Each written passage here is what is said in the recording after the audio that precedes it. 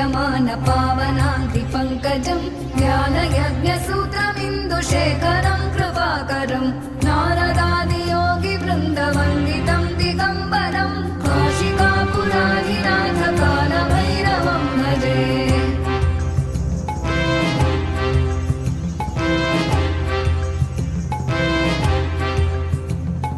भानुकोटिभास्वरं भवाब्धितारकं परं नीलकण्ठमीप्सितार्थदायकं त्रिलोचनं कालकालमम्बुजाक्षमक्षशूलमक्षरं काशिकापुराधिनाथकालभैरवं भजे।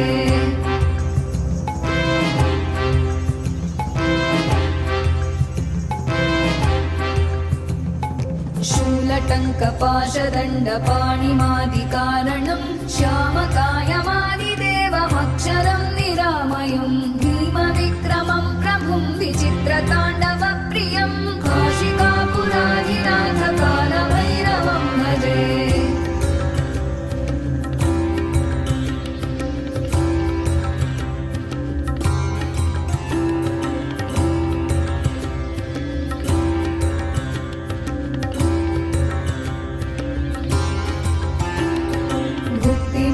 दायकं प्रशस्तचारुविग्रहं भक्तवत्सलं स्थितं समस्तलोकविग्रहं विनिक्मणं मनोज्ञहेम किङ्किणीलसत्कटिं काशिकापुराधिनाथकालभैरवं भजे।